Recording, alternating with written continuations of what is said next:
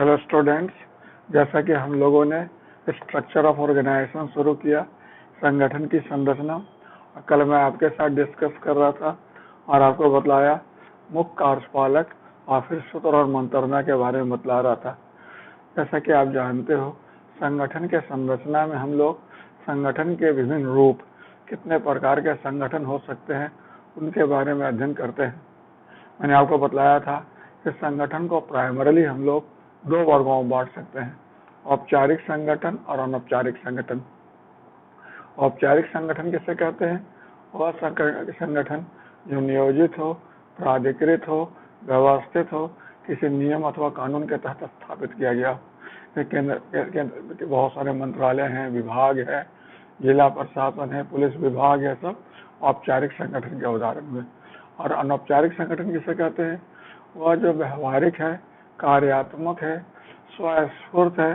जैसा आपको मैं बतला ना कि मनुष्य जहाँ भी जमा होंगे, एक साथ का मिलेंगे, वहाँ अनौपचारिक संगठन बनना तय बन ही जाता है, ग्रुप बन जाता है। तो उसको गुट कह सकते हो, लॉबी कह सकते हो, धड़ कह सकते हो, समूह कह सकते हो। तो हम लोग बेसिकली कंसर्न है औपचारिक संगठन। औपचारिक संगठन को मैंने बतलाया कि कार्य के आधार पर हम औपचारिक संगठन को दो वर्गों में बांट सकते हैं। वो औपचारिक संगठन जो प्राथमिक कार्य को संपन्न करते हैं, और वह दूसरा जो संस्थागत अथवा द्वितीय कार्य को करते हैं। प्राथमिक कार्य किसको कहते हैं? प्राथमिक कार्य का मतलब वह कार्य जिसके लिए संगठन स्थापित हुआ है। और द्वितीय और संस्थागत कार्य किसे कहते हैं? जो प्राथमिक कार्य के सहायतार्थ होते हैं। क्लियर? तो जो प्राथमिक कार्य यानी निष्पादन, यानी जो निष्पादन करने वाले संगठन होते हैं, जो प्राथमिक कार्य कर रहे होते हैं, उसे हम सूत्र संगठन कहते हैं। समझ रहे? और जो संस्थागत अथवा द्वितीय कार्य के अंतर्गत आते हैं, उसमें दो तरह के कार्य होते हैं। एक कार्य होते हैं परामर्श देना, एक कार्य होता है सेवा देना। जो संगठन परामर्श दे रहे होते हैं वो मंत्रणा संगठन कहलाते हैं, और जो संगठन सेवा दे रहे होते हैं वे सहायक संगठन कहलाते हैं। क्लियर है? तो इस प्रकार आप देखते हो, सरकार में तीन प्रकार के संगठन होते हैं: सूत्र संगठन, मंत्रणा संगठन और सहायक संगठन। सूत्र संगठन तो मेन हुआ। सूत्र का अंग्रेजी लाइन होता है, और लाइन का मतलब होता है पंक्तिबद्ध होना, जो श्रृंखलाबद्ध होना या आदेश श्रृंखलाबद्ध होना। जो श्रृंखलाबद्ध है यानी वरिष्ठ अधीनस्थ श्रृंखला में जुड़ा हुआ है, समझ, तो उसको हम लोग क्या कहते हैं? सूत्र संगठन कहते हैं। तो भारत सरकार का जो मेन ऑर्गेनाइजेशन हुआ वो सूत्र संगठन हुआ। मंत्रणा, जैसा कि जानते स्टार जिसको कहते हैं, वो उन्होंने कहा था कि मंत्रणा कार्यपालक के व्यक्तित्व का विस्तार होता है। अधिक आंख, अधिक कान, अधिक हाथ होता है, जैसे योजना बनाने और लागू करने में सहयोग देता है। यानी मंत्रणा जो हुआ उसके साइड में रहते हैं, और उसको मुख्य कार्यपालक के बगल में रहते हैं, और उसे परामर्श देते हैं, सहयोग देते हैं तकनीकी आंकड़ा वगैरह के माध्यम से। तो मंत्रणा हो गया। क्लियर है? तो this is not know problem. और उनका काम क्या है? संस्थागत कार्य है। उनका काम है प्राथमिक कार्य में सहायता देना। क्लियर है?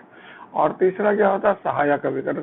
सहायक अभिकरण का काम क्या है? सेवा देना, जैसे जांच कर देना, लेखा परीक्षण कर देना, चुनाव करा देना वगैरह वगैरह। तो निर्वाचन आयोग सहायक अभिकरण हुआ, CBI सहायक अभिकरण हुआ, CAG सहायक अभिकरण हुआ वगैरह वगैरह। क्लियर है? तो अभी हम लोग डिस्कस करते हैं सूत्र संगठन, जो सबसे इम्पोर्टेंट है हमारे। तो सूत्र संगठन चार प्रकार का हो सकता है। एक को हम लोग कह सकते हैं विभाग और मंत्रालय, दूसरा को कह सकते हैं लोक निगम, तीसरा कर सकते हैं सरकारी कंपनी, एक और जो होता है उसको हम लोग कहते हैं स्वतंत्र नियामकीय आयोग। ज्यादातर किताब पढ़ेंगे ये चार संगठन का नाम आपको मिलेगा। क्लियर है? तो तीन जो है, प्रथम तीन वो तो विश्व के किसी भी देशों में चले जाइए आपको मिल जाएगा। विभाग और मंत्रालय मिल जाएगा, लोक निगम मिल जाएगा, सरकारी कंपनी मिल जाएगा। स्वतंत्र नियामकीय आयोग सब जगह नहीं मिलता, ये केवल अमेरिका मिलता है। ये अमेरिका का जो शासन स्वरूप है उसका विशिष्ट कह सकते प्रतिफल हुआ, वहाँ के शासन स्वरूप का विशिष्ट प्रतिफल हुआ। और अभी एक नया आगंतुक भी क्षेत्र में आ गया है, जिसको हम लोग PPP कह सकते हैं, पब्लिक प्राइवेट पार्टनरशिप। समझ रहे हैं? यूपीएससी के सिलेबस में है, यूपीएससी में क्वेश्चन भी आता है, यूपीएससी में नहीं है, GS में आ सकता है, लेकिन पब्लिक एड के सिलेबस में नहीं है। तो अभी हम लोग डिस्कस करते हैं विभाग और मंत्रालय, और आज कोशिश करते हैं विभाग, मंत्रालय, लोक निगम, सरकारी कंपनी जो मेन है उस पर क्वेश्चन कर। ज्यादातर विभाग और निगम पर क्वेश्चन कई दफा आया है बीपीएससी में। 40वां बीपीएससी में इस टॉपिक पर एक अच्छा क्वेश्चन आया था, तो उसको भी हम लोग एड्रेस करेंगे आज। तो मोटा मोटी आज विभाग, निगम, सरकारी कंपनी, यही सब टॉपिक को डिस्कस करना है। ठीक है, तो सबसे पहले हम लोग बात करते हैं विभाग का, कि विभाग जो है सूत्र संगठन का सबसे पुराना और सर्वाधिक प्रचलित रूप है। समझ रहे, विभाग सबसे पुराना। मौर्य प्रशासन से पहले अगर वैदिक काल में चले जाओगे, उत्तर वैदिक काल में चले जाओगे, तो उस समय भी पाओगे कि विभाग हुआ करता था। क्लियर है। मौर्य प्रशासन में 18 तीर्थों का उल्लेख है, तो 18 तीर्थ के 18 विभागों का उल्लेख है। इस प्रकार आप देखते हो कि विभाग संगठन का सबसे पुराना रूप है। ज्यादातर देखो विभाग और मंत्रालय एक समानार्थक प्रयुक्त होता है, इंटरचेंजेबली इस्तेमाल होता है, लेकिन विभाग और मंत्रालय में फर्क है। मंत्रालय राजनीतिक अवधारणा है, लोक प्रशासन में प्रयुक्त होता है, जिसका प्रधान कोई मंत्री होता है। क्लियर है। एक मंत्रालय के अधीन एक से अधिक विभाग होते हैं। कई दफा तो ऐसा भी होता है मंत्रालय होता है लेकिन उसके अधीन कोई विभाग भी नहीं होता। तो मंत्री जी हैं इनके अधीन कोई विभाग नहीं है। जैसे बहुत सारे मंत्री खासतौर पर जो प्रधानमंत्री कार्यालय में काम करते हैं, प्रधानमंत्री से जुड़े हुए हैं, उनको कोई विभाग नहीं दिया जाता। वैसे प्रधानमंत्री कार्यालय के प्रधानमंत्री को उस कार्य में सहायता करते हैं। क्लियर है। और विभाग क्या है? विभाग एक समान अवधारणा है, और लोक प्रशासन में भी हो सकता है, निजी प्रशासन में भी हो सकता है। विभाग का प्रधान, ऐसे प्रशासनिक प्रधान तो सचिव होता है, और लोक प्रशासन में अगर राजनीतिक प्रधान देखा जाए तो मंत्री होगा। ठीक है, देयर इज नो कंफ्यूजन। विभाग जो होता है वह प्रबंध के उद्देश्य से बनाया जाता है, मतलब कार्य बेहतर ढंग से उसके लिए बनाया जाता है, जबकि मंत्रालय का निर्माण राजनीतिक उद्देश्य से किया जाता है। क्लियर है। विभाग जो होता है किसी मंत्रालय के अधीन काम करता है, लेकिन कोई जरूरी नहीं है। कई विभाग ऐसे हैं जो किसी मंत्रालय के अधीन नहीं है। प्रधानमंत्री के अधीन देखेंगे बहुत सारे विभाग है जो किसी मंत्रालय के अधीन नहीं है, सीधे प्रधानमंत्री के अधीन काम करते हैं। समझ रहे हैं। तो इस तरह से आप देखते हो विभाग और मंत्रालय। और एक विभाग, मंत्रालय में मैंने बोला बहुत सारे विभाग होते हैं। कुछ भी मंत्रालय में एक ही विभाग है, और कुछ मंत्रालय, तो मैंने आपको बोला कभी कभी ऐसा ही परिस्थिति है कि मंत्रालय है लेकिन विभाग नहीं, और कभी कभी ऐसा भी होता है कि विभाग है लेकिन किसी मंत्रालय के अधीन नहीं होता है।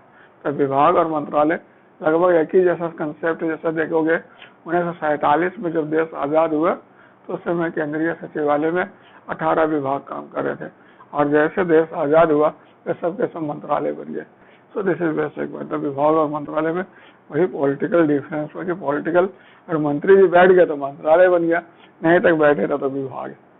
क्लियर है। There is no confusion. विभाग मैंने बताया संगठन का सबसे पुराना और प्रचलित रूप है। विभाग भी कई प्रकार का होता है, समझ रहे हैं। तो इसमें हम यहाँ पर 2 वर्गीकरण देखना चाहेंगे। एक वर्गीकरण दिया है विलोबी। विलोबी ने एक वर्गीकरण दिया है। विलोबी ने बताया है विभाग 2 प्रकार का हो सकता है, इंटीग्रेटेड सिस्टम और डिसइंटीग्रेटेड सिस्टम। मतलब एकीकृत विभाग, विभागीय प्रणाली, और मतलब कह सकते हो विखंडीकृत कह सकते हो विभागीय प्रणाली। तो एकीकृत विभागीय प्रणाली किसको कहते हैं? जिसमें सही विभाग जो होते हैं सब एक टीम के रूप में काम करते हैं। जैसे भारत में संसदीय लोकतंत्र है, और संसदीय लोकतंत्र में मंत्रीय जवाबदेहिता का सिद्धांत है। और मंत्रीय जवाबदेहिता का सिद्धांत का मतलब क्या होता है कि सही विभाग मिलकर काम करते हैं और संसद या विधायिका के प्रति जवाबदेह। समझ रहे। और लेकिन वही अमेरिका में देखा जाए तो वहाँ अध्यक्षात्मक शासन प्रणाली है, और वहाँ पर क्या देखते हैं हर विभाग अलग अलग काम करते हैं और अलग अलग जवाबदेह होते हैं। तो ये बड़ा इम्पोर्टेंट है। तो वह अमेरिका के जो व्यवस्था हुआ वह विखंडीकृत विभागीय प्रणाली का उदाहरण हुआ, और भारत का जो व्यवस्था हुआ वह क्या होता है एकीकृत, मतलब कर सकते हो विभागीय प्रणाली का उदाहरण हुआ। मैंने आपको बतलाया था ना कि भारत सरकार में जो सचिव होते हैं किसी विभाग के, उनका जिम्मेवारी केवल उस विभाग के सचिव में सिमटा होता है, बल्कि पूरा भारत सरकार के मंत्रिमंडल के क्रियाकलापों तक या भारत सरकार के क्रियाकलापों तक फैला होता है। तो इस हिसाब से बोला विखंडीकृत व्यवस्था, एकीकृत व्यवस्था दोनों है। अमेरिका में विखंडीकृत व्यवस्था और भारत में एकीकृत व्यवस्था। ठीक है। इसके अलावा लूथर गुलिक महोदय ने भी 4P उदाहरण 4P डेवलप किया है। लूथर गुलिक ने क्या किया है? 4P डेवलप किया है। लूथर गुलिक का मानना है कि विभाग जो होता है 4P। सॉरी, कौन डेवलप किया है? ये लूथर गुलिक डेवलप किया है। लूथर गुलिक ने 4P डेवलप किया है कि जितने विभाग होते हैं वे 4P पर होते हैं। एक P को मतलब पर्पस मान लो, एक P का मतलब प्रोसेस मान लो, एक P का मतलब पर्सन मान लो और एक P का मतलब प्लेस मान लो। यानी जितने भी भारत सरकार में विभाग है वह या तो उद्देश्य के आधार पर आधारित है, या फिर प्रक्रिया के आधार पर आधारित है, या फिर व्यक्ति के आधार पर आधारित है, या विग्राही बोल सकते हो, या स्थान के आधार पर आधारित है। जैसे विदेश विभाग स्थान के आधार पर आधारित है। फिर कह सकते हो अल्पसंख्यक कल्याण मंत्रालय व्यक्ति के आधार पर है। विधि विभाग विधि प्रक्रिया के आधार पर, नियोजन विभाग वित्त विभाग और शिक्षा विभाग हुआ, मानव संसाधन विभाग मंत्रालय हुआ। फिर कह सकते हो क्या कह सकते हो प्रतिरक्षा हुआ। ये सब उद्देश्य के आधार पर हुआ। समझ रहे हैं? तो ज्यादातर सरकार में चारों जो रूप है ये किसने डेवलप किया है? लूथर गुलिक ने डेवलप किया। इसको क्या कहते हैं? आपका 4P प्रणाली कहते हैं। और इसके पहले में क्या बतला रहा था? विलोबी के बारे में बतला रहा था। विलोबी ने कितने 2 सिस्टम बतलाया था। एक को क्या कहा? इंटीग्रेटेड, और एक को क्या कहा? डिसइंटीग्रेटेड। ठीक है। तो ये तभी मैं आपको सामने बतलाया। क्लियर? तभी जैसे लूथर गुलिक जो आपका है 4P, इस पर क्वेश्चन तो आता नहीं, लेकिन आपको जानना चाहिए। कभी इंटरव्यू में पूछा जा सकता है। चारों के अपने गुण व दोष है। हमारे कोई संगठन यदि जो प्राथमिक कार्य इसके लिए स्थापित किया गया है, मतलब उसके लिए स्थापित किया गया जो मतलब उसके उद्देश्य का प्रथम पर स्थापित किया गया है, तो उसको हम लोग उद्देश्य आधारित विभाग कह सकते हैं। जैसे उदाहरण के तौर पर प्रतिरक्षा विभाग प्रतिरक्षा के लिए स्थापित किया गया। तो हमारे जो मेन फंक्शन प्राथमिक फंक्शन हुआ, तो प्राथमिक फंक्शन के आधार पर यदि कोई संगठन स्थापित हुआ तो वह क्या कहलाएगा? उद्देश्य आधारित कहलाएगा। और फिर जो प्राथमिक कार्य के सहायतार्थ होगा वह क्या कहलाएगा? प्रक्रिया कहलाएगा। समझ जैसे कोई कार्य पर आधारित है, कोई कार्य विधि पर आधारित है। उदाहरण के तौर पर विधि विभाग, तो विधि विभाग सभी के एक दूसरे के सहायतार्थ होता है। नियोजन विभाग वह भी सहायतार्थ होता है। फिर आप कह लो वित्त विभाग, वो भी सहायतार्थ होता है। तो ये सब क्या हो गया? प्रक्रिया पर आधारित हो गया। शिक्षा हो गया प्राथमिक कार्य, और वित्त हो गया सहायतार्थ कार्य। समझ में आ गया आपको? और ये व्यक्ति वाला तो आसान होगा कि अगर किसी संगठन की स्थापना किसी व्यक्ति या लक्षित वर्ग के ध्यान में रख करके आता है, तो व्यक्ति ऐसे अल्पसंख्यक कल्याण हो गया, महिला कल्याण और बाल विकास हो गया वगैरह वगैरह। और ये स्थान वाला समझ में आ गया आपको? स्थान मतलब नॉर्थ ईस्ट विभाग हो गया, उत्तर पूर्वी भारत वाला जो है उत्तर नॉर्थ ईस्ट विभाग वो अलग हो गया। फिर विदेश विभाग हो गया, जिला प्रशासन हो गया, ये सब हो गया स्थान आधारित। क्लियर? तो विभाग इन चारों आधार पर होता है समझ, लेकिन ज्यादातर वह उद्देश्य पर आधारित होता है। और एक बात आपको मैं बतला दूं कि कोई भी संगठन विशुद्ध रूप से किसी एक आधार पर निर्मित नहीं होता है, उसमें चारों के एलिमेंट होते हैं। लेकिन समझ रहे, चारों के एलिमेंट होते हैं, लेकिन मतलब जिसका स्वरूप ज्यादा डोमिनेंट होता है लोग उसी नाम से जानते हैं। जैसे उदाहरण के तौर पर विदेश विभाग, तो विदेश विभाग में उद्देश्य भी होगा, प्रक्रिया भी होगा, व्यक्ति भी होगा, स्थान भी होगा, लेकिन स्थान वाला पक्ष ज्यादा डोमिनेंट है, इसलिए स्थान आधारित कहलाता है। प्रतिरक्षा मंत्रालय, इसमें स्थान, व्यक्ति, प्रक्रिया, उद्देश्य सब डोमिनेंट है, लेकिन ज्यादा डोमिनेंट उद्देश्य है, इसलिए उद्देश्य आधारित कहलाता है। महिला कल्याण मंत्रालय में चारों डोमिनेंट है, लेकिन महिला वाला पक्ष यानी व्यक्ति पर ज्यादा डोमिनेंट है, इसलिए उस नाम से आना है। इसलिए विभाग इन चारों के किसी भी आधार पर हो सकता है, लेकिन सबसे प्रचलित कौन है?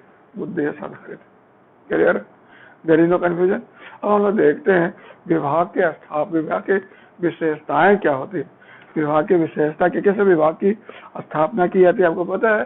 तो विभाग की स्थापना की जाती है कार्यकारी आदेश से। जैसा देखते हुए हर देश के संविधान में या विधान में उसकी व्यवस्था होती है। केंद्र सरकार में अनुच्छेद 77 और राज्य सरकार में अनुच्छेद 166, जिसके तहत क्या है कि जो राष्ट्रपति या राज्यपाल है उनको कार्यकारी पुनर्गठन का अधिकार दिया गया, यानी वे मंत्रालय और विभाग का निर्माण कर सकते हैं। एक मंत्रालय विभाग को 2 भागों में बांट सकते हैं, 2 मंत्रालय विभाग को मिलाकर एक कर सकते हैं, उन्हें समाप्त कर सकते हैं।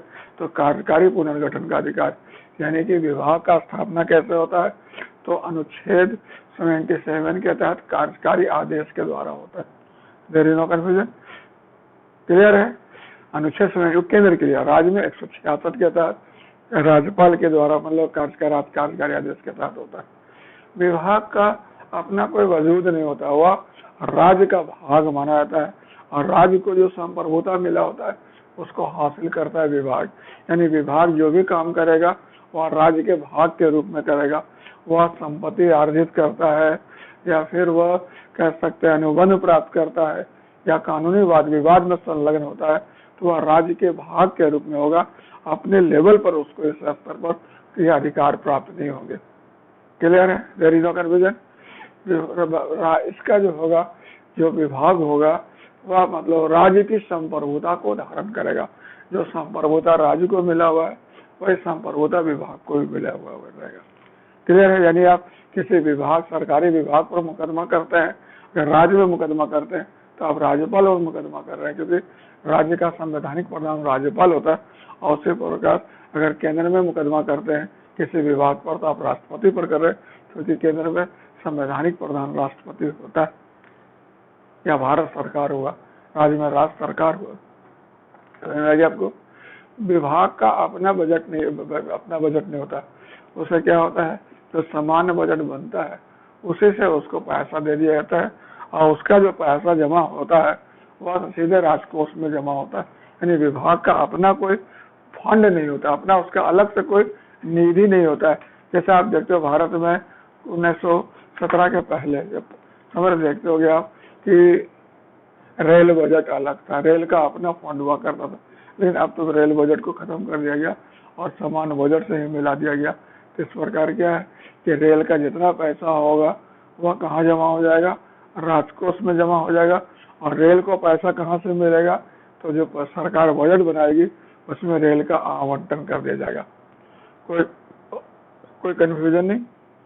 नेक्स्ट, विभाग का जो होता है, देखो देखोगे विभाग का जो होगा कि वह जो होगा कि उसे मतलब कह सकते हैं उसके जो कर्मचारी होंगे वे क्या होंगे, लोक सेवक कहलाएंगे। और उस पर देश का जो कार्मिक नीति होगा, समान कार्मिक नीति लागू होगा। चौथा, जब विभाग का लेखांकन लेखा परीक्षण होगा वह कौन करेगा, वह सीएजी करेगा, जो दूसरे विभाग का करेगा इनका भी करेगा। विभाग का प्रधान कौन होगा, मंत्री होगा, राजनीतिक प्रधान, जो इसके क्रियाकलापों के लिए किसके प्रति जवाबदेह होगा, विधायिका के प्रति जवाबदेह होगा या संसद के प्रति जवाबदेह होगा। तभी जितना भी हम विशेषता बतला रहे थे, किसके बारे में बतला रहे थे, विभाग और मंत्रालय के बारे में बतला रहे थे कि विभाग का पहला विशेषता हुआ कि विभाग राज्य का अभिन्न हिस्सा होता है, वह राज्य के संप्रभुता का धारण करता है। समझ, राज्य के नाम पर वह संपत्ति अर्जित करता है, राज्य के नाम पर वह अनुबंध प्राप्त करता है, राज्य के नाम पर ही वह कानूनी वाद विवाद में संलग्न होता है।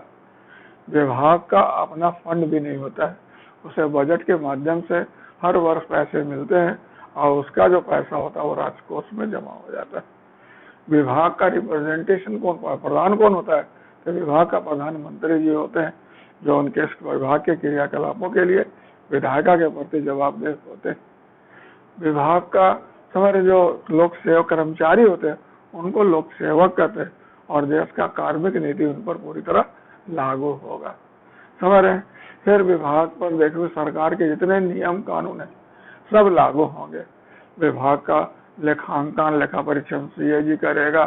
समझ रहे। तो ये सब जितने भी विशेषता मैंने बताया सब क्या है, विभाग का है। मेरी नो कंफ्यूजन। अब हम लोग देखते हैं विभाग का लाभ क्या हुआ। तो विभाग का सबसे लाभ, सबसे प्लस पॉइंट होता है कि विभाग संगठन का सबसे स्थापित रूप है, जाना माना रूप है, हर कोई इसके बारे में जानता है, तो हर कोई इससे अवगत है, तो ये सबसे स्वीकार्य रूप हो गया।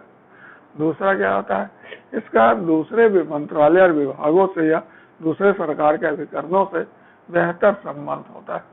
तीसरा, इस पर सर्वाधिक राजनीतिक नियंत्रण रहता है, मतलब राजनीतिक नियंत्रण इस पर बढ़िया रहता है, विधायी नियंत्रण, क्योंकि मंत्री जी इसके क्रियाकलापों के लिए विधायिका के प्रति उत्तरदायी है। इसके अलावा और इसमें क्या खासियत होता है, इसमें देखोगे नियंत्रण का प्रभाव सबसे अधिक रहता है, इसमें नियंत्रण बहुत ज्यादा रहता है। और चौथा, पांचवा बोलोगे, इसमें गबन, दुरुपयोग इत्यादि की संभावना थोड़ा कम रहता है। समझ रहे? तो अनिवार्य प्रकृति कार्य हुआ, अपरिहार्य प्रकृति कार्य हुआ, देश की अखंडता एकता से संबंधित जुड़ा हुआ काम, उसके विभाग व्यवस्था बहुत दुरुस्त माना जाता है। क्लियर है? There is no confusion. लेकिन विभाग के कुछ माइनस पॉइंट भी है। तो विभाग के माइनस पॉइंट क्या है बताइए? तो विभाग का पहला माइनस पॉइंट है, इसमें बहुत विलम्ब होता है, लाल फीताशाही बहुत ज्यादा देखने को मिलता है, विलम्ब होता है। दूसरा क्या होता है, इसमें केंद्रीकरण की प्रवृत्ति को बल मिलता है। समझ रहे? तीसरा क्या होता है, इसमें न कह सकते हो लोचकता का अभाव होता है। समझ रहे? पहल प्रवृत्ति का अभाव होता है। समझ रहे? ये वाणिज्यिक व्यापारिक प्रकृति के कार्यों के लिए उतना बेहतर नहीं माना जाता है, क्योंकि वाणिज्यिक व्यापारिक प्रकृति के कार्यों के लिए बहुत ज्यादा परिवर्तन का, बहुत ज्यादा नवाचार का, बहुत ज्यादा हमारे फेरबदल की गुंजाइश होती है, जो इसमें संभव नहीं है। क्लियर है? तो ये इसके माइनस पॉइंट है कि 4 कोई माइनस, फिर से आप 5 इसका प्लस पॉइंट बोल दीजिए, आप 5 माइनस पॉइंट बोल दीजिए। तो मैंने प्लस पॉइंट बतलाया कि यह जो होता है संगठन का, लोक संगठन का सबसे जाना माना रूप है। इसके नियम कानून एकदम निश्चित है, स्थापित है, सबको जानकारी में होता है, सबको स्वीकार्य होता है। दूसरा क्या होता है, इसका सरकार के दूसरे अभिकरणों के साथ बेहतर संबंध होते हैं। तीसरा, इसमें जो विधायी नियंत्रण पर्याप्त तो प्रभावी होता है। चौथा, यह जो होता है प्रतिरक्षा, फिर सामरिक महत्व जैसे क्रियाकलापों के लिए बेस्ट माना जाता है। फिर कह सकते हैं इसमें दुरुपयोग के चांसेस कम होते हैं। समझ रहे हैं? इसमें मिसयूज का चांसेस कम होते हैं। और माइनस पॉइंट क्या हुआ, इसमें लाल फीताशाही होता है। फिर दूसरा, इसमें केंद्रीकरण की प्रवृत्ति होती है। इसमें लोचकता और कह सकते हो व्यवसायिकता का अपेक्षाकृत अभाव होता है। फिर क्या होता है, यह वाणिज्यिक व्यापारिक प्रकृति के कार्यों के लिए अनुपयुक्त माना जाता है। जो वाणिज्यिक व्यापारिक प्रकृति के कार्यों में ये उतना फिट नहीं बैठता है। क्लियर है? इसके अलावा क्या होता है बताइए, और कोई माइनस पॉइंट जिसमें मतलब कह सकते हो इसका जो होता है ना, ये जो होता है कह सकते हो कि नियंत्रण इतना ज्यादा होता है, इसके कारण ये जो है पहल, चाहे आप कह सकते हो उद्यमशीलता वगैरह, नवाचार वगैरह, ऐसा बड़ा धीमा होता है। तो विभाग में नवाचार लागू करना बड़ा कठिन होता है, क्योंकि उसमें इतने सारे स्टेक होल्डर है, इतने सारे घटक हो जाते हैं, कोई चीज नया लागू करने में कठिनाई होती। क्लियर है? लेकिन आपको बतला दूं, देश की अखंडता एकता की रक्षा करना हो, समझ रहे, या फिर विदेश संबंध मेंटेन करना हो, या फिर कह सकते हो कानून व्यवस्था बनाए रखना हो, समझ रहे, तो उसमें विभाग का कोई मुकाबला नहीं है, विभाग ही उसमें काम करता है। अब हम लोग देखते हैं लोक निगम के बारे में। ये लोक निगम क्या है बताइए?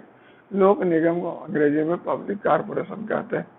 यह पहले लोक संगठन का रूप नहीं है, ये 20वीं सदी का खोज कहा जाता है। सबसे पहले लोक निगम अमेरिका में हुआ था 1920 के दशक में, TBC, टेनेसी घाटी निगम, टेनेसी घाटी निगम के रूप में। उसी के तर्ज पर भारत में भी 1948 में पहला लोक निगम बना, जिसका नाम है DBC, दामोदर घाटी निगम। क्लियर है? तो लोक निगम जो होता है 20वीं सदी का खोज है सरकारी संस्थाओं के क्षेत्र में। एक्चुअली हुआ क्या कि 20वीं सदी में लोक कल्याणकारी राज्य, समझ रहे हैं, के अवधारणा अपनाए जाने के कारण राज्य के भूमिका और कार्यों में बहुत ज्यादा वृद्धि हो गया, और उसे मैनेज करने के लिए जो विभागीय संगठन था वह अनुपयुक्त प्रतीत होने लगा।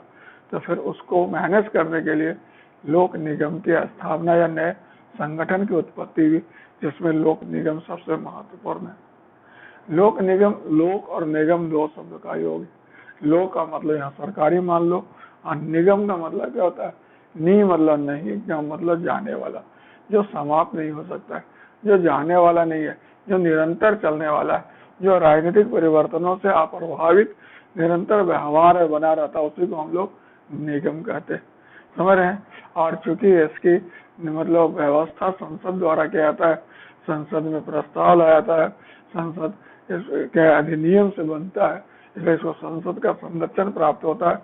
इसलिए यह सरकार के जवाब, हस्तक्षेप इत्यादि से बहुत मायने में क्या होता है, मुक्त होता है। और राजनीतिक परिवर्तनों से, दलगत राजनीति से बहुत हद तक प्रभावित होकर लगातार काम करते रहता है। तो इसको हम लोग क्या कहते हैं, लोक निगम कहते हैं, समझ रहे हैं। लोक निगम में देखोगे लोक प्रशासन का कैरेक्टरिस्टिक भी होता है और निजी प्रशासन का भी कैरेक्टरिस्टिक होता है। मतलब इसका ढांचा होगा, समझ रहे हैं ना, लोक प्रशासन का, और कार्य व्यवहार होगा निजी प्रशासन का। ये सरकार का सत्ता के आवरण से ढका रहता है, लेकिन इसके मतलब लोचकता, कह सकते हैं व्यावसायिकता, पहल प्रवृत्ति निजी प्रशासन के जैसा होता है, समझ रहे हैं। तो इस प्रकार आप देखते हो इसमें जवाबदेहिता भी होता है, स्वायत्तता भी होता है। जवाबदेहिता इसलिए होता है ताकि पब्लिक के फंड के साथ मिसयूज ना हो, और स्वायत्तता इसलिए होता है ताकि यह वाणिज्यिक व्यापारिक प्रकृति का कार्य कर रहा है तो वो कार्य को बेहतर ढंग से कर सके, होता है कि नहीं होता है। तो लोक निगम बड़ा इंपॉर्टेंट है। मैंने बताया लोक निगम सूत्र संगठन का महत्वपूर्ण रूप है, जो 20वीं सदी का उपज मान सकते हो इसको। भारत में तो मैंने बताया कि पहला लोक निगम कौन था, डीवीसी था, क्लियर है। भारत में और कौन कौन लोक निगम है, तो आरबीआई को कह सकते हो, जितना राष्ट्रीयकृत बैंक है उनको आप कह सकते हो। दामोदर घाटी निगम तो हो ही गया, भारतीय औद्योगिक वित्त निगम हो गया, फिर आप कह सकते हो स्टेट बैंक हो गया, फिर कह सकते हो भारतीय जीवन बीमा निगम हो गया, फिर आप कह सकते हो एनजीसी हो गया, फिर भारतीय एफसीआई भारतीय खाद्य निगम हो गया। ये सब केंद्र स्तर पर लोक निगम के उदाहरण हुए। और राज्य में, तो राज्य में बिहार राज्य पथ परिवहन निगम, बिहार राज्य वित्त निगम, होता है कि नहीं होता है, बिहार राज्य वित्त निगम है कि नहीं, बिहार राज्य पथ परिवहन निगम है कि नहीं, बिहार राज्य विद्युत बोर्ड, ये सब किसके उदाहरण थे। अब तो विद्युत बोर्ड कंपनी बदल गया है, लेकिन अभी भी उसका कुछ होगा, लेकिन है ये निगम के रूप में स्थापित किया गया था, क्लियर है, वेरी नो कंफ्यूजन। और बिहार में आप देखते होंगे बिहार राज्य भूमि विकास bank, LDB, land development bank कहलाता, क्लियर। तो ये सब क्या कहलाते हैं, लोक निगम के उदाहरण हुए। तो लोक निगम की स्थापना कैसे की जाती है, तो लोक निगम की स्थापना की जाती है विधायी अधिनियम के तहत। इसमें दो बातें हो सकती है, या तो एक बात हो सकती है कि उस लोक निगम की स्थापना के लिए अलग से संसद में विधान लाया गया हो, या फिर ऐसा भी हो सकता है कि प्रदत्त विधेयन के तहत वह विधि बनाने का अधिकार कार्यपालिका को दे रखा गया हो, लेकिन अंतिम नियंत्रण किसका हो, विधायिका को। यानी कि जो भी बनेगा वह विधायी नियंत्रण, पर्यवेक्षण या संरक्षण के अधीन ही बनेगा, यानी उसे विधायिका का संरक्षण प्राप्त होता है, उसे विधायिका का समर्थन प्राप्त होता है। इसलिए सरकार उसका बहुत ज्यादा मिसयूज नहीं कर पाएगी, सरकार उसका बहुत ज्यादा इंटरफेरेंस नहीं कर पाती। पिछले दिन याद होगा आपको कि जो वाजपेयी जी की सरकार थी, पिछला एनडीए सरकार में, तो बीपीसीएल और एचपीसीएल दो जो पेट्रोल से जुड़े हुए कंपनियां थी, पेट्रोलियम की कंपनियां थी, तो भारत सरकार उनका डिसइन्वेस्टमेंट करना चाह रही थी। तो उसके कर्मचारी विरोध में उतरा है और सर्वोच्च न्यायालय चले गए। तो सर्वोच्च न्यायालय ने यह कहकर इसका विनिवेशीकरण रोक दिया, निजीकरण, कि यह जो है संसद द्वारा बनाया गया, संसदीय अधिनियम के तहत बनाया गया, इस पर अनुमति देने का अधिकार संसद को ही है, सरकार अपने लेवल पर इसे नहीं मैनेज कर सकती। और अंत में उसका डिसइन्वेस्टमेंट काम रुक गया। तो इस प्रकार आप देखते हैं, पल्लवी का ना एक बहुत अच्छा स्टेटमेंट है लोक निगम के बारे में।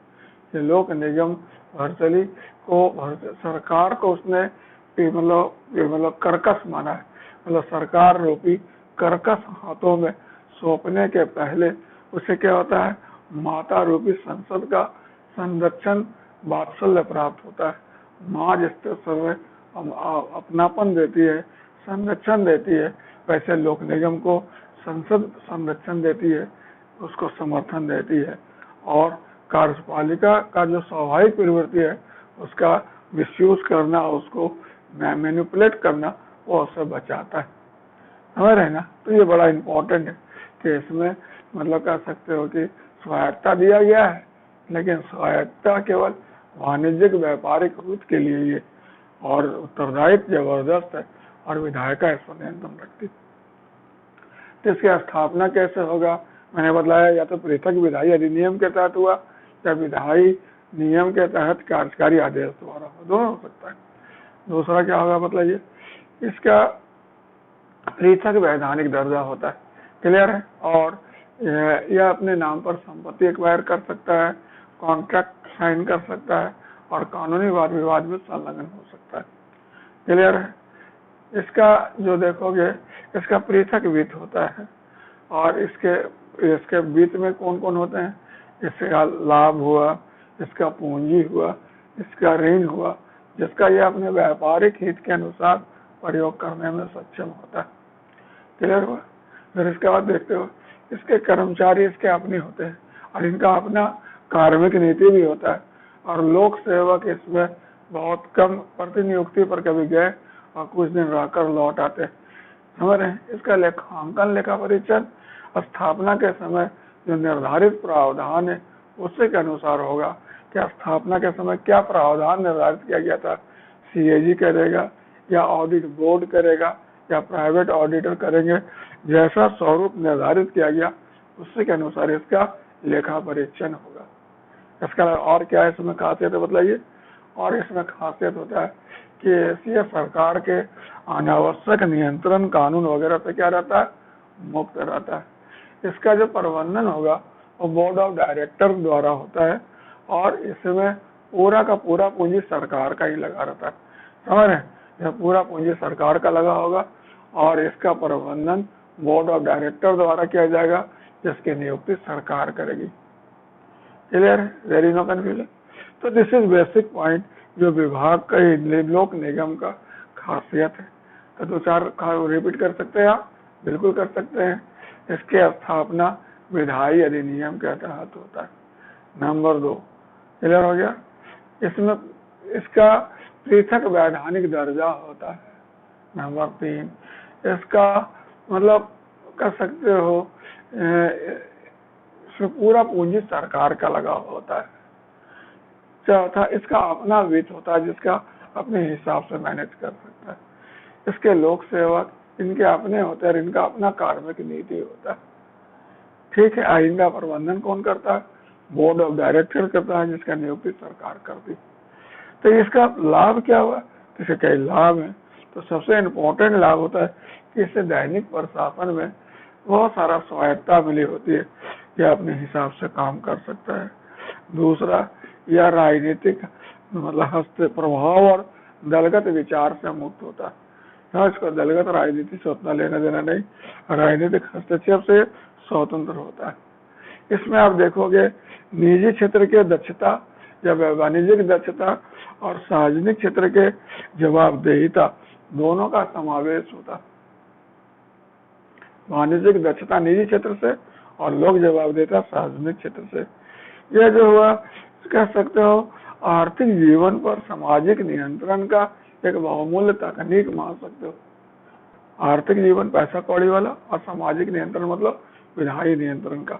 फिर कह सकते हो इसे यह सरकार के अनावश्यक नियंत्रण, हस्तक्षेप इत्यादि से मुक्त रहता है। इसके अलावा और क्या देखते हो, इसे मतलब वित्त मामले में और कार्मिक मामले में पर्याप्त क्या होता है, लोचकता और स्वायत्ता प्राप्त होती है। तो 5 रिपीट करो। लाभ क्या हुआ लोक निगम का? तो पहला लाभ हुआ आर्थिक जीवन पर सामाजिक नियंत्रण का बहुमूल्य तकनीक है। दूसरा, निजी प्रशासन का वाणिज्यिक दक्षता और लोक प्रशासन का जवाबदेहिता दोनों का समावेश है। तीसरा, वित्त और कार्मिक मामले में लोचकता और स्वायत्ता। ये दैनिक प्रशासन में एकदम फ्री रहता है, और दलगत और संकीर्ण राजनीतिक हस्तक्षेप से मुक्त होता है। क्लियर है? लेकिन इसका कुछ माइनस पॉइंट भी होगा। तो माइनस पॉइंट क्या होता है बताइए? माइनस पॉइंट होता है कि यह जो होता है थोड़ा कठोर होता है, क्योंकि इसमें जो भी परिवर्तन करना होगा उसके लिए संसद से अनुमति लेना होगा, और संसद हमेशा सत्र में रहे कोई आवश्यक नहीं, इसलिए इसे परिवर्तन करना थोड़ा कठिन हो जाता है। दूसरा क्या होता है कि आम जीवन में जनरली देखिएगा कि वाणिज्यिक प्रशासनिक स्वायत्ता और लोक जवाबदेहिता के बीच में तालमेल बैठाने में कठिनाई होती है, समझ रहे। फिर तीसरा, दैनिक मामले और नीतिगत मामले में हस्तक्षेप मतलब डिफरेंस करना बड़ा मुश्किल हो जाता है। और इसमें क्या होता है, सत्ता जो होता है मतलब जो जनता की सत्ता हुआ, राजनीतिक सत्ता हुआ, वह जनप्रतिनिधि के हाथ में ना होकर गैर प्रतिनिधित्वपूर्ण हाथों में चला जाता है। जो बोर्ड ऑफ डायरेक्टर के लोग MP MLA थोड़े रहते हैं, वो तो सरकार नियुक्त करती। और व्यवहार में लोक निगम उतना स्वायत्ता और लोचकता महसूस नहीं करता, उतना प्राप्त नहीं करता जितना कहा जाता है। मंत्रालय जो होता है, मंत्री जी जो होते हैं, वो अपने हिसाब से उसको मैनेज करते हैं बहुत हद तक। क्लियर है। तो ये इसका माइनस पॉइंट हुआ। क्या क्या माइनस पॉइंट हुआ, फिर से रिपीट करें। पहला, परिवर्तन कठिन। दूसरा क्या, लोक जवाबदेहिता और मतलब कह सकते हो कार्यात्मक स्वायत्ता के बीच तालमेल का दिक्कत है। नीतिगत मामले और दैनिक मामलों के बीच भेदभाव करना कठिन। फिर क्या होता है, सत्ता जो होता है राजनीतिक सत्ता गैर प्रतिनिधित्वपूर्ण हाथों में निहित। और लास्ट कह सकते हो कि इसमें क्या होता है कि जो मंत्रालय और विभाग जो है, वो जो मंत्रालय होते हैं उसको व्यवहार में कार्मिक स्वायत्ता और वित्तीय स्वतंत्रता नहीं देते हैं। वे दूसरे विभाग जैसा ही व्यवहार करते हैं, इस पर अपना प्रभाव चलाते हैं, मतलब दिस इज लिमिटेशन। अब थोड़ा हम लोग देखते हैं सरकारी कंपनी। क्लियर है। तो सरकारी कंपनी जो हुआ वह जो हुआ आपका ये लोक संगठन का तीसरा रूप हुआ। ये सूत्र संगठन का बड़ा पॉपुलर रूप है, खास तौर पर वाणिज्यिक व्यापारिक प्रकृति के कार्य को मैनेज करना, तो सरकारी कंपनी सबसे ज्यादा प्रचलित होता है। क्लियर है, देयर इज नो कंफ्यूजन। इसकी स्थापना जो होता है ना, जैसे मतलब कार्यकारी आदेश के तहत होता है। हर देश में कंपनी अधिनियम होता है, या भारतीय कंपनी अधिनियम 1956 में बना था, जिसमें समय अंतराल में परिवर्तन भी होता गया।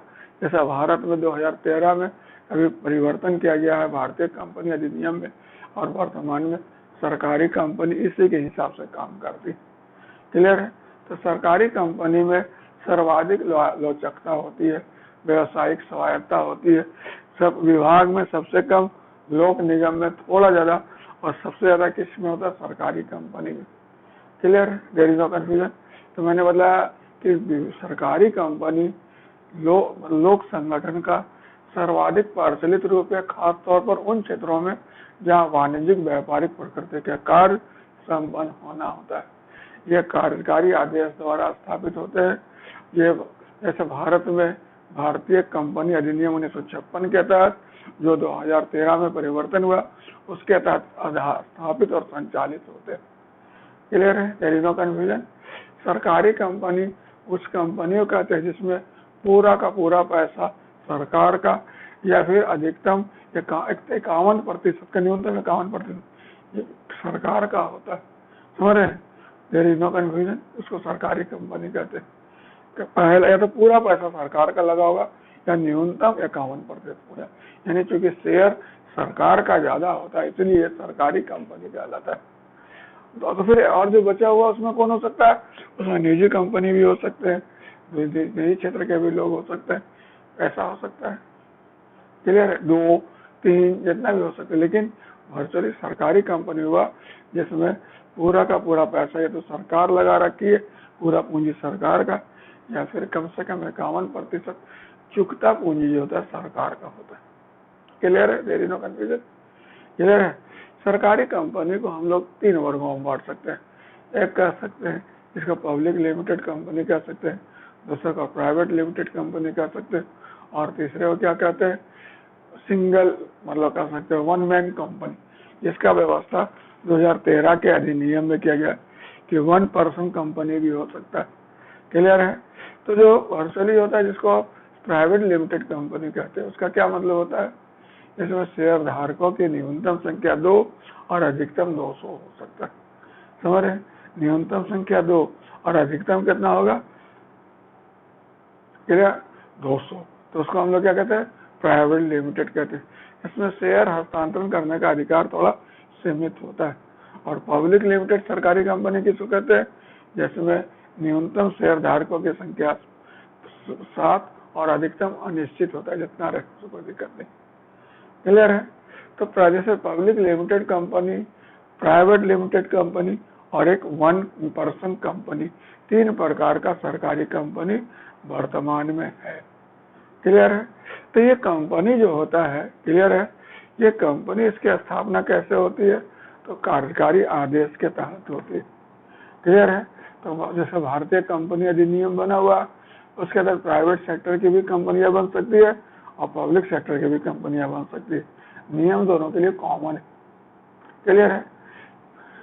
फिर क्या होगा? तो इसका भी अपना जो होगा पृथक वैधानिक दर्जा होगा। यह अपने नाम पर संपत्ति अर्जित करेगी, अनुबंध प्राप्त करेगी, कानूनी वाद विवाद में संलग्न होगी। इसका जब स्थापना हो रहा होगा उसी समय इसके जो मतलब कहते हैं memorandum and article of association में तय कर दिया जाएगा कि इसका कार्य क्या होगा, इसके अधिकार क्या होंगे, इसके मर्यादा क्या होंगे वगैरह, सब शुरू में ही तय कर दिया जाता है। अब देखो सरकारी कंपनी, यहाँ पर मैं फिर एलोबरेट कर दूं, 2 प्रकार से बन सकता है। कुछ सरकारी कंपनी का तो भारतीय कंपनी अधिनियम जो बना हुआ है 2013 या फिर जो भी उसके तहत बनेगा, और कुछ सरकारी कंपनी जो होता है ना, कभी कभी संसद के अधिनियम से भी बन जाता है। समझ रहे हैं? जैसे BSNL को ले लो, भारत संचार निगम लिमिटेड। कारण क्या था कि ये पहले दूर संचार विभाग था, जिसको सरकारी कंपनी बनाया गया। इसलिए आप देखते हो कि उन लोग अपने साथ निगम शब्द इस्तेमाल करते हैं। बहुत सारे सरकारी कंपनी अपने नाम के साथ निगम लिखती है, वर्चुअली वो निगम है नहीं, लेकिन निगम लिखती है। इसलिए निगम लिखती है कि उनकी स्थापना संसदीय अधिनियम के तहत किया गया है और उन्हें निगम जैसा ही संगठन प्राप्त है कि उन्हें हटाया नहीं जा सकता, समाप्त नहीं हो, निगम है, हमेशा चलने वाले इकाई। क्लियर है? There is no confusion. Otherwise general जो सरकारी कंपनी, उसकी स्थापना कार्यकारी आदेश के तहत क्या होगा? आपका कंपनी पंजीकरण अधिनियम है या भारतीय कंपनी अधिनियम, उसके तहत जो कार्यालय होता है उसके तहत होता है। क्लियर है? तो मैंने पहले बतलाया कि इनकी स्थापना या तो संविधायी अधिनियम, खास तौर पर कभी कभी ज्यादा नहीं, या फिर कार्यकारी आदेश के तहत होती। दूसरा, इसका पृथक वैधानिक दर्जा होता है। यह अपने नाम पर संपत्ति एक्वायर कर सकता है, अनुबंध प्राप्त कर सकता है वगैरह वगैरह। इसके क्रियाकलाप, स्वरूप इत्यादि का निर्धारण इसके स्थापना के समय घोषणा पत्र और ज्ञापन के द्वारा कर दिया जाता है, जिसमें सरलता से परिवर्तन किया जा सकता है। आपको जब चाहिए जिस तरह चाहिए इसमें आप परिवर्तन कर सकते हैं। ऐसा परिवर्तन करने के लिए संसद से अनुमति लेने का ज्यादा जरूरत नहीं होता। क्लियर है? इसका पूंजी होता है, वह क्या होता है? इसमें मतलब पूंजी मतलब का सबसे बड़ा हिस्सेदारी, या तो पूंजी पूरा सरकार का होगा या सबसे बड़ा हिस्सेदारी सरकार का होगा। ठीक है? इसके अलावा क्या होता है? मतलब इसका पृथक धन होगा या निधि होगा, जिसमें इसकी पूंजी होगा, लाभ होगा, उधार होगा, या अपने धन का अपने हिसाब से मैनेज करने में सक्षम होगा। नेक्स्ट, इसका जो कर्मचारी होंगे, इसके अपने कर्मचारी होंगे, समझ रहे हैं? और लोक सेवक विशेष परिस्थिति में जा सकता है और फिर लौट सकता है। इसमें आम लोक सेवक इसमें नहीं जाते। नेक्स्ट, इसका और मतलब ये, इसका जो फंड होता है, इसका जो कह सकते हो, इसका जो प्रबंधन होता है वो कौन करता है? बोर्ड ऑफ कंट्रोल द्वारा ही, बोर्ड ऑफ डायरेक्टर द्वारा किया जाता है, निदेशक मंडल द्वारा किया जाता है। और निदेशक मंडल में सरकार का जितना पूंजी होगा उतना प्रतिनिधित्व होगा। यानी अगर पूरा का पूरा पूंजी सरकार ने लगा रखी है तो पूरा का पूरा डायरेक्टर इसका सरकार का होगा, और अगर आधा है तो आधा सरकार का होगा, वगैरह वगैरह। क्लियर है? There is no confusion. इससे बहुत अधिक स्वायत्ता मिला होता है, बहुत अधिक कार्यात्मक स्वायत्ता प्राप्त होती है। तो सरकारी कंपनी कुछ उदाहरण मतलब तो बहुत सारे सरकारी कंपनी है, जैसे Bharat heavy electrical private limited इसको भेल कहते हैं। फिर भारत इलेक्ट्रॉनिक्स प्राइवेट लिमिटेड, ये प्राइवेट क्यों लिखा हुआ है? क्योंकि ये प्राइवेट लिमिटेड कंपनी, इसलिए प्राइवेट लिखा हुआ है।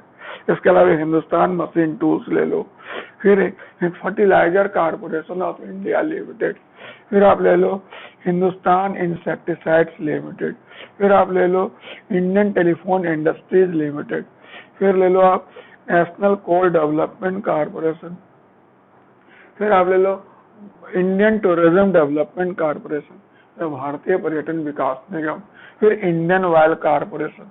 तो आप देख रहे होंगे बहुत सारे सरकारी कंपनी अपने नाम के साथ निगम लगाई हुई है, लेकिन निगम है नहीं, लेकिन नाम लगाए। तो इसका ये हो सकता है कि इसकी स्थापना हुई होगी संसदीय विधायी अधिनियम के तहत, इसलिए अपने नाम के साथ निगम रखते हैं।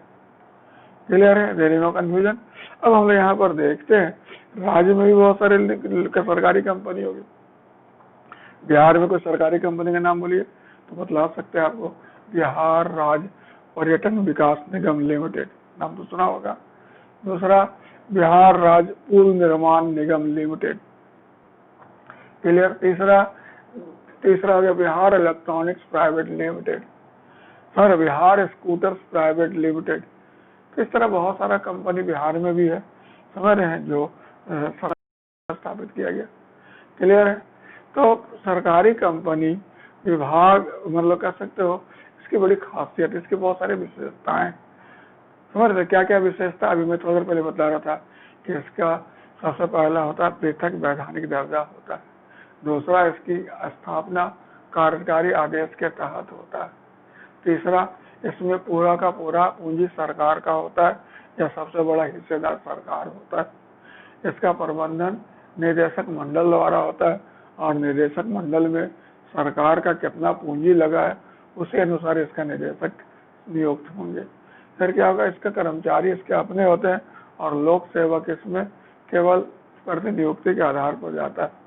इसका अपना वित्त होता है जिसका इस्तेमाल यह अपने व्यवसायिक हितों के अनुसार कर सकता है, समझ रहे हैं। फिर इसका लेखांकन लेखा परीक्षण इसके स्थापना के समय जो memorandum and article of association तय होता है उसके अनुसार करता है, मैं पहले बतला चुका था आपको। क्लियर है? तो अब देखते हैं इसका लाभ क्या है। इसका लाभ तो बहुत सारे हैं। तो इसका लाभ क्या होता है बताइए। सबसे पहला लाभ होता है इसका स्थापना करना और इसका संचालन करना क्या होता है, आसान होता है। ये बहुत सरलता से स्थापित हो सकता है और संचालित होता है। दूसरा, इस पर सरकार का नियंत्रण नहीं होता, ऐसी बात नहीं है, इस पर सरकार का पर्याप्त नियंत्रण भी रहता है। यह निजी संगठन के साथ सरलता से मतलब एसोसिएट हो सकता है।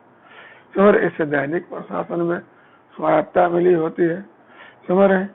इसे वित्तीय प्रशासन और वित्तीय मामले और कार्मिक मामले में भी स्वायत्ता और लोचकता होती है। इसका सरलता से विस्तार और विविधीकरण किया जा सकता है। तो सरकारी कंपनी सबसे ज्यादा इस मायने में फायदेमंद कि इसका स्थापना करना बड़ा आसान होता है और इसको संचालित करना आसान होता है। आप इसे विस्तार विविधीकरण भी कर सकते हैं। क्लियर है? तो 5 विशेषता फिर से बतला दीजिए। पहला, स्थापित करना और संचालित करना आसान। दूसरा, इस पर सरकार का पर्याप्त नियंत्रण। तीसरा, यह निजी क्षेत्र के साथ भी तालमेल बैठाने में सक्षम। इसे दैनिक मामले में स्वायत्ता, इसे वित्तीय और कार्मिक मामले में मतलब लोचकता और स्वायत्ता दोनों। इसका स्थापना करना और इसका विस्तार और विविधीकरण क्या होता है, आसान होता है। जैसे देखोगे अगर मान लीजिए कुछ इस तरह से हम लोग देखें, ये इधर रख लो इधर रख लो जवाबदेहिता रख लो और इधर स्वायत्ता ले लो, तो आप देखोगे कि जैसे जैसे आप ऐसे बोल रहे हो इस तरह से ये रख लो इसको इस तरह से, ये हो गया विभाग हो गया, ये हो गया निगम हो गया और ये हो गया सरकारी कंपनी हो गया। यानी सरकारी कंपनी में क्या देख रहे हो, सरकारी कंपनी में जवाबदेहिता बहुत ज्यादा कम है और स्वायत्ता सबसे अधिक है। और इसको यहाँ हटा दो, इसे क्लियर, इस कंफ्यूजन कर रहा है। मतलब ये हो गया आपका जो जवाबदेहिता, जो जैसे इधर बढ़ रहे हो क्या हो रहा है, घटते जा रहा है। और ये क्या है, स्वायत्ता, जैसे इधर बढ़ रहे हो बढ़ता जा रहा है। तो आप क्या देख रहे हो कि विभाग में क्या होता है, विभाग में आप देख रहे हो कि यहाँ पर जवाबदेहिता इतना ज्यादा है और स्वायत्तता इतना कम है। ये ले लो निगम, निगम में आप क्या देख रहे हो, निगम में आप देख रहे हो स्वायत्तता भी बराबर है और जवाबदेहिता भी बराबर है। और ये ले लो सरकारी कंपनी, तो सरकारी कंपनी में क्या देख रहे हो, सरकारी कंपनी में आप देख रहे हो कि जैसे जैसे आप बढ़ते जा रहे हो क्या हो रहा है, स्वायत्तता बढ़ते जा रहा है। सरकारी कंपनी में स्वायत्तता सबसे ज्यादा है और जवाबदेहिता सबसे कम। तो ये एक बहुत इंपॉर्टेंट चीज है, दर्शाता है तीनों के बीच में। क्लियर? तो विभाग में जवाबदेहिता ज्यादा, स्वायत्तता कम, निगम में दोनों बराबर और सरकारी कंपनी में स्वायत्तता ज्यादा, जवाबदेहिता कम। क्लियर है? लेकिन इसके हानि क्या है मतलब, तो विभाग की कुछ हानि भी होंगे, निगम के, सरकारी कंपनी के। तो सबसे बड़ा हानि है कि ये जो है ना संवैधानिक जवाबदेही का होता है, इसमें जवाबदेहिता का उल्लंघन होता है, संवैधानिक जवाबदेहिता का इसमें उल्लंघन होता है। दूसरा, आप कंपनी बोल रहे हो, कंपनी का मतलब समूह होता है और फिर उसमें सरकारी कंपनी लगा दे, एक तरह से मीथक नहीं बन गया।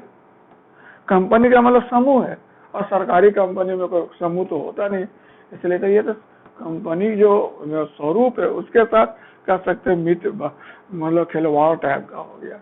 फिर नेक्स्ट क्या है मतलब ये, इसका जैसे भारत, इसमें जवाबदेहिता का घोर अभाव होता है, जैसे सत्ता का प्रायद्वीप कहा जाता है, समझ रहे, जैसे भारतीय संविधान के साथ धोखा कहा जाता है, जवाबदेहिता है ही नहीं। सबसे ज्यादा मिसयूज अगर किसी का होता है तो सरकारी कंपनी का होता है, जितना घोटाला होता है सरकारी कंपनी का होता है।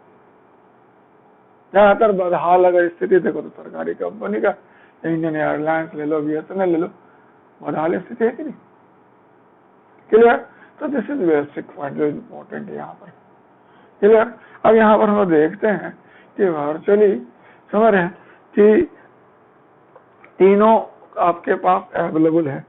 मंत्री जी इसमें की और माइनस पॉइंट है कि मंत्री जी इनको अलग समझते ही नहीं है, बस अपने विभाग जैसा आदेश देते हैं, मिसयूज करते हैं। सबसे बड़ा पॉइंट है कि इसके क्रियाकलाप के लिए उनको संसद के प्रति जवाब भी नहीं देना पड़ता, इसलिए सबसे ज्यादा गड़बड़ घोटाला इसी में होता है, सरकारी कंपनी में बहुत मिसयूज होता है।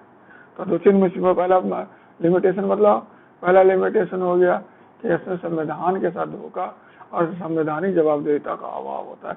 दूसरा क्या होता है, कंपनी स्वरूप कहना और सरकारी कंपनी दोनों कॉन्ट्राडिक्टिव है। कंपनी मतलब स्वरूप होता है, समूह होता है, और सरकारी कंपनी में समूह तो कुछ होता नहीं, सरकार होता है, इसलिए ये धोखा लगता है। और तीसरा क्या मतलब ये कि व्यवहार में वैसा ये ना वित्तीय और न कार्मिक कोई वैसा लौचकता स्वायत्ता धारण नहीं करता है, और मंत्रालय विभाग इसको एकदम अपने हिसाब से मैनेज करते हैं। क्लियर है? So this is the basic point.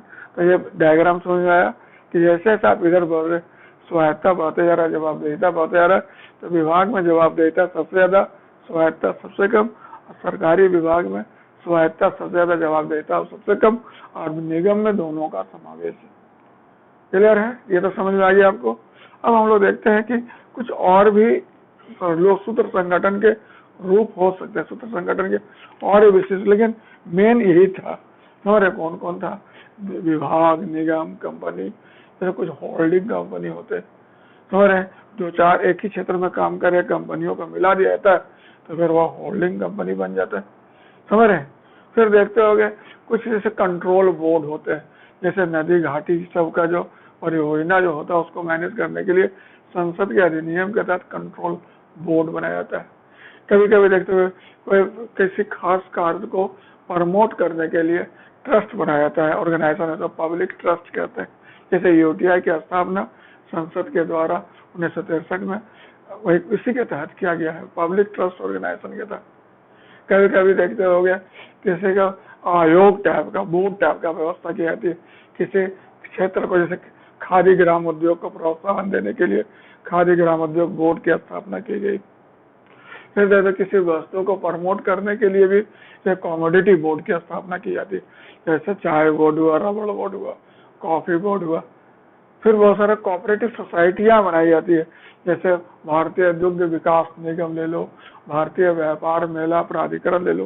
तो इसके तो मतलब ये सब एक्सेप्ट मतलब कह सकते हैं मिसलेनियस रूप हुआ कि किसी खास चीजों को मैनेज करने के लिए, मतलब जैसे जिसमें नो प्रॉफिट नो लॉस के हिसाब से काम करना, तो सहकारी समिति बना दो। जिसे किसी वस्तु विशेष को प्रमोट करना है तो कमोडिटी बोर्ड बना दो।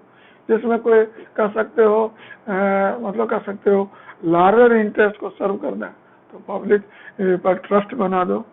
तो किसी मतलब मल्टीपर्पज प्रोजेक्ट को मैनेज करना है तो कंट्रोल बोर्ड बना दो। तो इस तरह से बनाया था, लेकिन मेन 3 हुआ विभाग, निगम और कंपनी। अब हम लोग यहाँ पर देखते कि जो 40वां बीपीएससी में क्वेश्चन आया था, क्वेश्चन 2 भागे बटा हुआ था। एक भाग में था कि विभाग और निगम के लक्षणों का अंतर बतलाएं, तो आप तो बतला सकते विभाग के क्या लक्षण है, निगम के क्या लक्षण है वगैरह वगैरह। क्लियर है। फिर दूसरा ऐसा पूछा था कि जो लोक निगम, इसको निगमित संस्था क्यों कहा जाता है? क्योंकि इसकी स्थापना संसद द्वारा किया जाता है और अधिनियम, संसदीय अधिनियम के तहत किया जाता है, और ये राजनीतिक परिवर्तनों से प्रभावित रहते हैं, इसलिए इनको निगमित संस्था कहा जाता है। क्लियर। निगमीकरण का अर्थ क्या है? तो निगमीकरण एक वैधानिक प्रक्रिया है जिसमें किसी ऑर्गेनाइजेशन का निर्माण किया जाता है संसदीय व्यवस्था के तहत। उसमें प्रस्ताव आया होगा, संसद में चर्चा हुआ होगा, दोनों सदनों से पारित हुआ होगा, फिर बन गया होगा, तो निगमीकरण प्रक्रिया हुआ। तो सरकार अपने सभी सूत्र संगठनों को निगमित क्यों नहीं कर देती है? तो ये भी क्वेश्चन उस क्वेश्चन में था। तो सरकार अपने सभी सूत्र समीकरणों को निगमित नहीं कर सकती। उसका कारण क्या है कि सरकार 5 साल के लिए आती है और 5 साल के अंदर में उसको जनादेश का सम्मान करना होता है। जो पब्लिक को उसने कह रखा होता है उसे उसको पूरा करना होता है।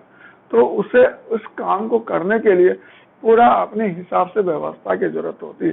तो जैसा संगठन का जरूरत होता है वैसा वो बनाती है। जैसे किसी पे ज्यादा नियंत्रण रखना है, किसी में जवाबदेहिता ज्यादा हो, किसी में लचकता ज्यादा हो, किसी में दोनों हो, तो उस हिसाब से मैनेज करती है। अगर वो सब संगठन को निगमित कर देगी तो सरकार का पकड़ कमजोर हो जाएगा, विधायी नियंत्रण मजबूत हो जाएगा, सरकार के लिए काम करना मुश्किल हो जाएगा, जनादेश का सम्मान करना मुश्किल हो जाएगा। समझते? इसलिए सरकार सभी संगठनों को निगमित नहीं करती है, केवल चयनात्मक दृष्टिकोण अपनाती है। जो उस लायक होता है उसी को निगमित करती है। जो विभाग लायक होता है वो विभाग उसको अपने पास रखती है। जैसे आपको बोले जिसमें जवाबदेहिता ज्यादा इंपॉर्टेंट है उसमें विभाग रखती है, जिसमें स्वायत्ता ज्यादा इंपॉर्टेंट होता है उसको वो सरकारी कंपनी बना लेती, और जिसमें दोनों के उसको निगम बनाती है। तो सभी सूत्र संगठनों को सरकार निगमित नहीं कर सकती है, उसके लिए अपनी मर्यादा है, उसके अपने कह सकते हैं जनादेश संबंधी महत्वपूर्ण विचार है जो उसको इससे करने से रोकती। क्लियर है? तो आप इस क्वेश्चन को ना लिखना और लिखकर मेरे को पोस्ट करना। ठीक है, अच्छा क्वेश्चन आया था। 3 पार्ट में 600 वर्ड में लिखना। पहला वाला वर्ड में 300 वर्ड में विभाग और निगम का अंतर बतलाना, फिर 100 वर्ड में बतलाना इन्हें निगमित संस्था क्यों कहा जाता है, फिर 100 वर्ड में बतलाना निगमीकरण का अर्थ बतलाना, और 100 वर्ड में बतलाना कि सरकार अपने सभी सूत्रविकरणों को निगमित क्यों नहीं करती। क्लियर है? तो आप इसको कोशिश करो लिखने का और लिखकर मेरे को पोस्ट करो। कोई दिक्कत हो तो फोन करना। Okay, all the best, enjoy.